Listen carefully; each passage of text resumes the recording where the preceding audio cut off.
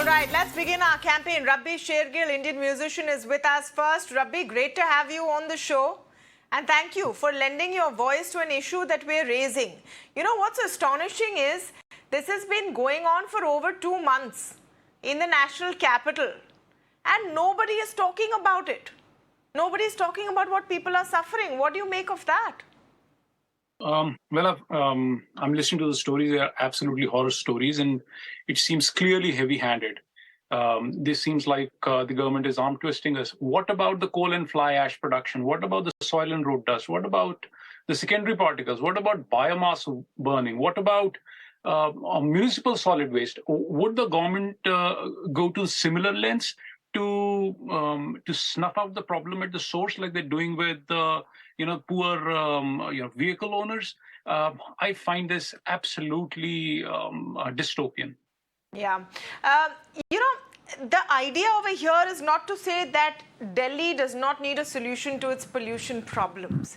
It's about how you take, and that's what we've been trying to say in our campaign. This is how you take what is intended to be a solution and turn it into a tool of harassment by not even telling people you're picking up their vehicles.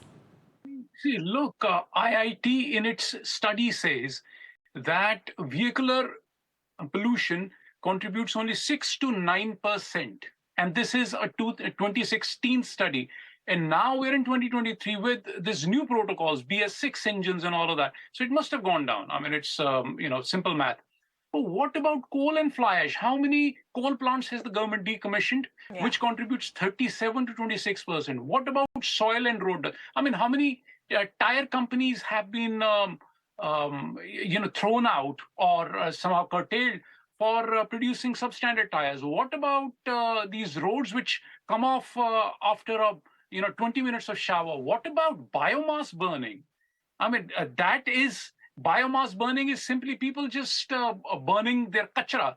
So that contributes about 5 to 7% more than vehicular pollution, according to an IIT study. Yeah. What are we talking about here? I mean, they just want to just do some random stuff, and so that it looks like the government is proactive. Yeah. But really, they're just picking on poor, solitary vehicle owners, because they are not. See, the corporations are together. They have the government's ear. What is a little guy on the street going to do when they come with 5 guys and tow his vehicle away? This is just clearly, I don't know, I am filled with rage, and this is just plain wrong. I mean, why don't they just go and ask for fitness certificates? I mean, why do we have 30-year-old coal plants burning? Why do we have substandard tires making it into the market? Why is no single contractor taken to task for producing substandard roads, which contributes 26 to 27%?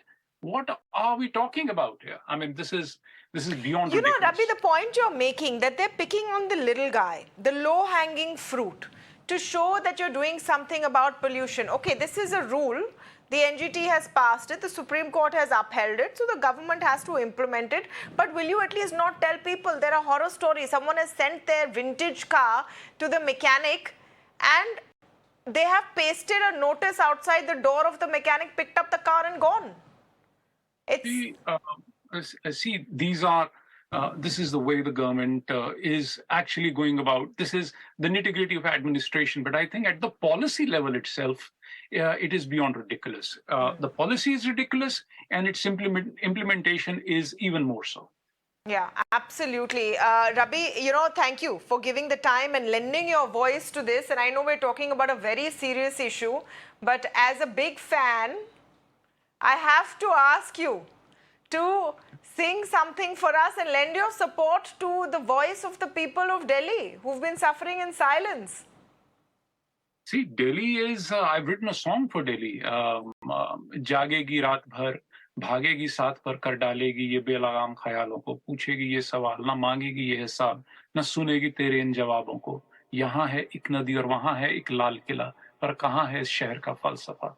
यहाँ आंसू और गीत और जवानी थी मैंने तेरे नाम की, आवारा थी रात और सड़कें थी मेरे बाप की, और मैं था और तू थी और थी दिल्ली बस. So आज तो मेरी कविता स्वीकार कीजिए, but it's just that you know it's heartbreaking to see the city I've grown up in, the city I've loved, um, and I don't really know if the city is me or I'm the city, and to see that thing change to this level. We've seen, I don't know how long you've been here, but I've grown up in Delhi all my life. So, first they came and they allowed houses to build beyond the master plans. Then they allowed them to add an extra floor, and then they asked them to,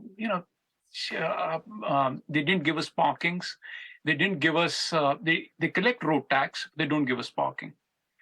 It's one thing after another, and to see this city turn into some sort of science fiction slum from the 25th century is heartbreaking. I mean, this is a city that I've loved. I've swam in the Yamuna, and you can barely hold your breath while crossing it. I mean, you can't even. It's polluted so much that your ears and nose might fall off. So I don't know. We deserve better governance. We don't need this nonsense. This is beyond ridiculous now. Absolutely. That's just beautifully done, Rabbi. Beautifully done. Thank you.